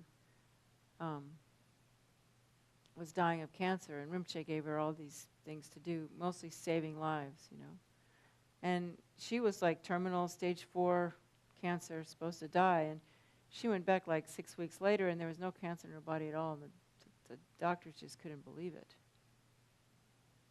But that was because Rinpoche could see that she had somewhere the potential to ripen the karma to not die. Because they say when we do white Tara, that's what it is. It's not that white Tara magically keeps us alive, but that it brings forth the potential that we have not to die or have that sickness. But if you don't have that karmic potential in your mind stream, there's nothing can be done. So you might as well just get ready to die. But I can tell you another story. One time, I had a really good friend. My first time in India, his name was Stefano. He was from Bologna in Italy. He was a monk, and I really liked him a lot. He was very helpful to me, and he was kind of psychic. He helped me with making some decisions I needed to make about my life. But he had been a junkie. He had been a heroin addict, and I think he ended up disrobing, I was in Kathmandu and tried heroin again, and he overdosed and died. It was really sad, he was probably 35, really good-looking guy, really bright, artistic, his parents were professors at the University of Bologna. And about a year later, there was a black cat, I think it was actually a lynx, that was prowling around the Himalayan Yogic Institute, which is the FPMT center in Kathmandu. And so, because he had died in Kathmandu. And people started joking, oh, that's Stefano. And Rinpoche got really wrathful. He said, that is not Stefano. None of my students will go to the lower realms. So, I don't know, maybe the Lama can keep you from going to the lower realms. I don't know for sure, But I think really it's, Stefano did have a great refuge and probably, time of death. I think the Lama is able to help you in the bardo, if you can remember the Guru. That's why, like His Holiness Psychic Trenzin told us that every night before you go to bed, it's really important to remember the Guru. And when you wake up in the morning, it's really important to remember the Guru, to get in the habit of remembering the Guru, so that when the bardo comes, the habit's there to remember the Guru, Yeah.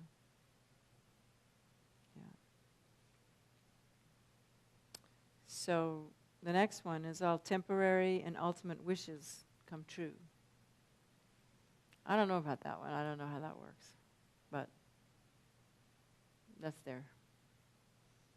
I guess because, you're making merit, but I know people's wishes don't come true, and there have been Buddhists all their lives, so I don't know. But anyway, that's what it says. I don't want to, argue. And the last one is that it helps us to achieve enlightenment quickly, and I think that's understandable. The deeper our refuge, the more we practice, the more we, purify and accumulate and attain enlightenment. So, yeah. And then the next thing I just wanted to review is there are commitments to taking refuge. And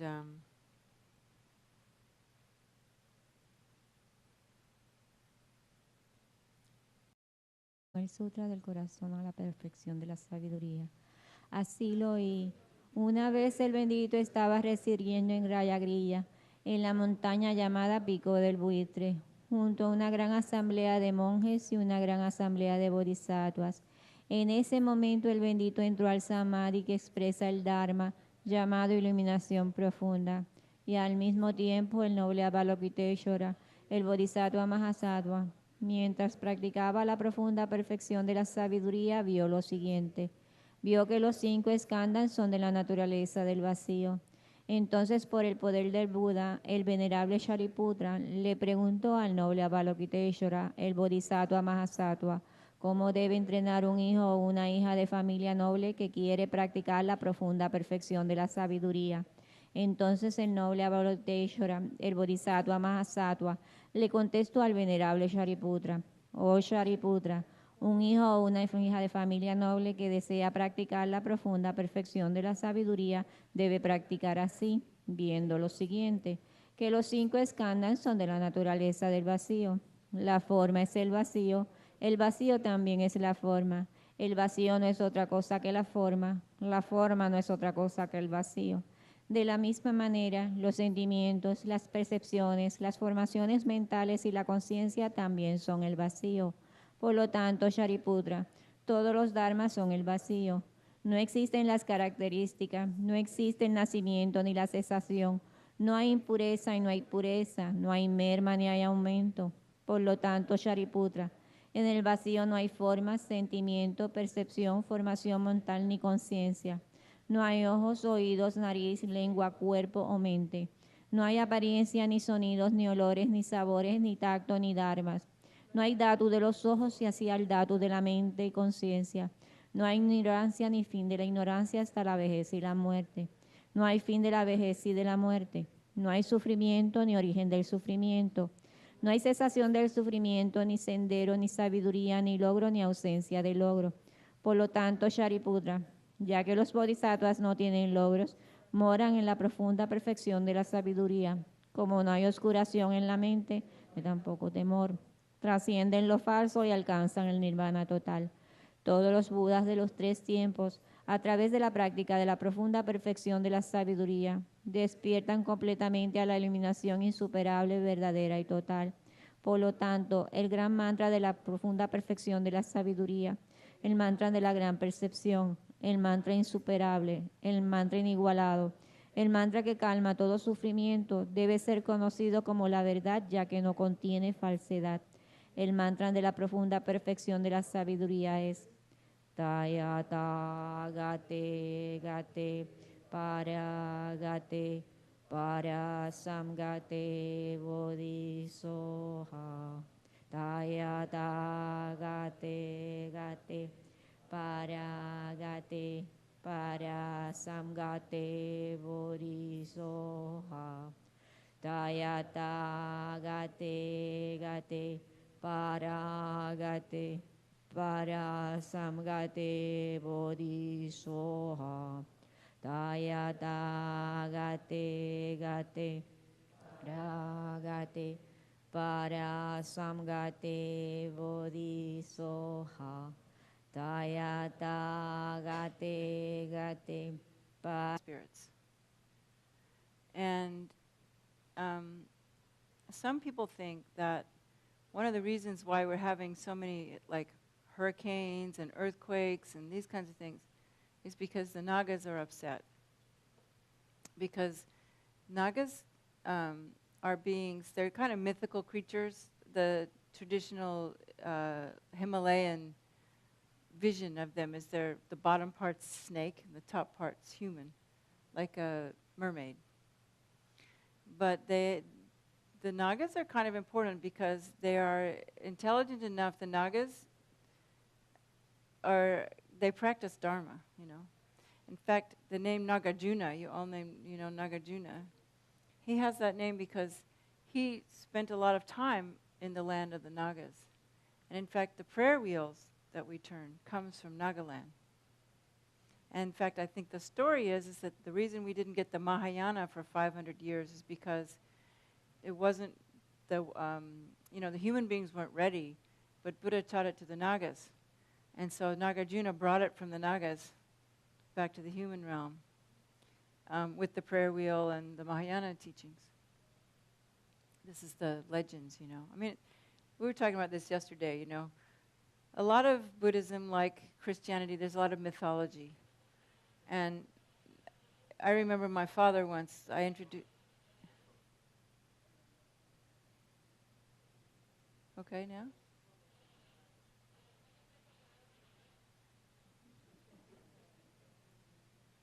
Is it the radio or something? Maybe we should just meditate for a while then. We have to clear away the obstacles. Yeah, see, I just meant to give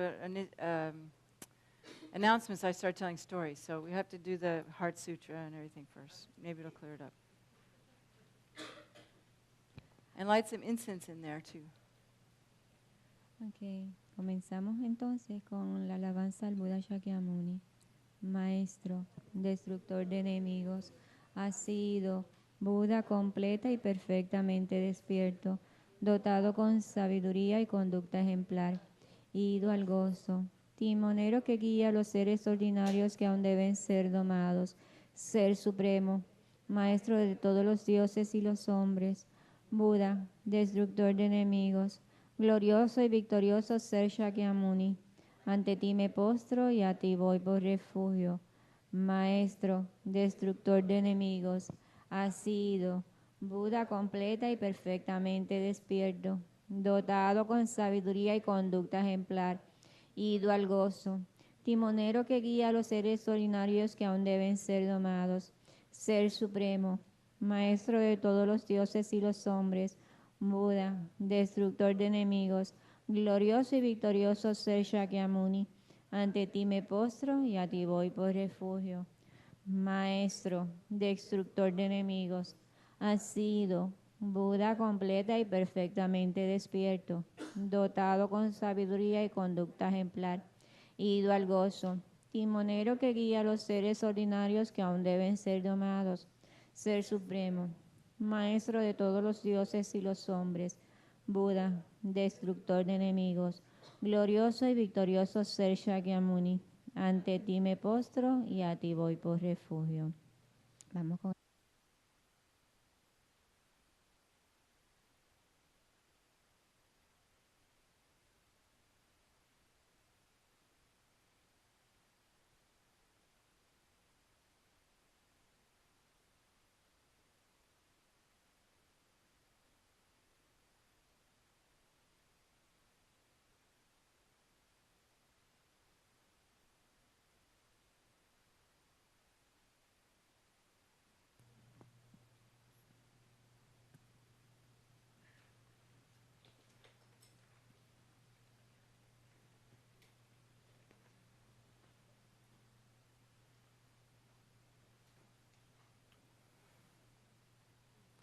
Okay.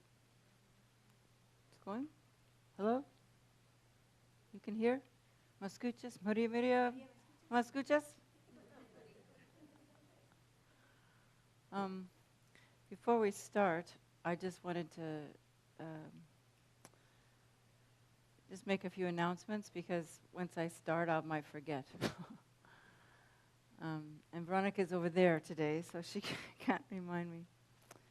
The first one is I've been telling people about Qigong, you know, and I think if you come to the Nundro weekend, we'll be doing Qigong every day then, but I found, actually a friend of mine gave me a very good Qigong DVD, so if you can't go to classes, it's by a man named Lee, L-E-E, Holden, H-O-L-D-E-N. And actually there are many of them. He's like Feng Shui super guy, you know, Qigong Superman. But the one that was given to me that I found very helpful was Qigong for more energy.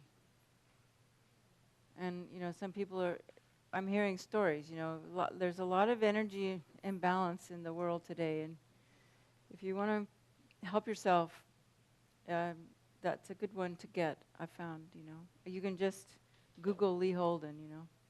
It would come up. I don't think, maybe $15 or something, maybe 20. I hope it's not expensive. Oh, hi. My friend just loaned me hers, but so we'll be doing a few Qigongs from that. So that's that. And the second one is also, there's people have questions sometimes, and they're too shy to raise their hand. But, when you ask me afterwards, the other people don't get the benefit. So if you have a question and you're too shy to raise your hand, then during the break, just write it on a piece of paper and put it here. And no one will know who the question was from. Okay? I won't even know, And so then I can answer it, right? So I think that's helpful for the shy people. Or if it's kind of personal or something, So that's the second thing. The third is tomorrow night, we have a night at the beach. I don't know what beach. You know where we're going? Is it announced somewhere we're going? So I think we're going to do a Naga Puja. Now, does anyone not know what Naga Puja, what it is? Because I think it would be something that Puerto Rican people would like very much, because the Nagas are the water.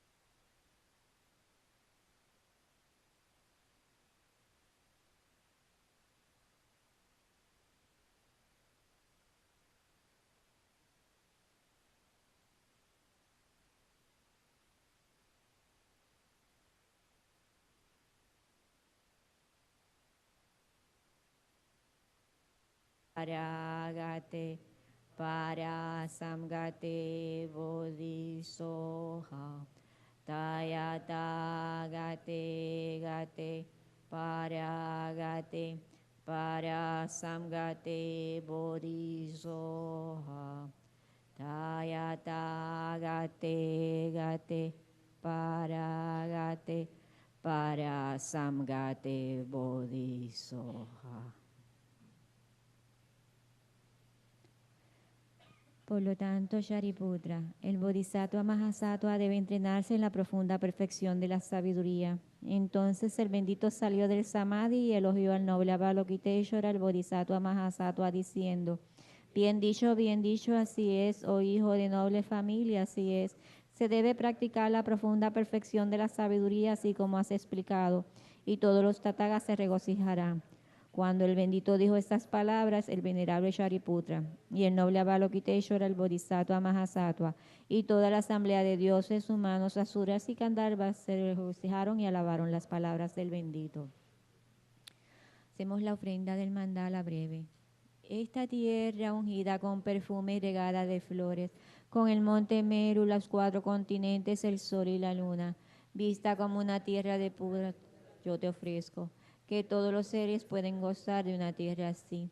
Oh sagrado y venerable Lama, desde las nubes de compasión que se forman en los cielos de tu sabiduría dharmakāyika, por favor derrama una lluvia del Dharma vasto y profundo, de acuerdo precisamente con las necesidades de los que serán adiestrados. Idam Guru Radha Mandalakam Nirjatayami. Y tomamos refugio. Voy por refugio hasta alcanzar la iluminación, al Buda, al Dharma y a la Asamblea Suprema, por los méritos que acumule practicando la generosidad y demás perfecciones que pueda obtener el estado de Buda para beneficiar a todos los seres. Voy por refugio hasta alcanzar la iluminación, al Buda, al Dharma y a la Asamblea Suprema, por los méritos que acumule practicando la generosidad y demás perfecciones puede obtener el estado de Buda para beneficiar a todos los seres. Voy por refugio hasta alcanzar la iluminación, al Buda, al Dharma y a la Asamblea Suprema, que por los méritos que acumule practicando la generosidad y demás perfecciones, que pueda obtener el estado de Buda para beneficiar a todos los seres.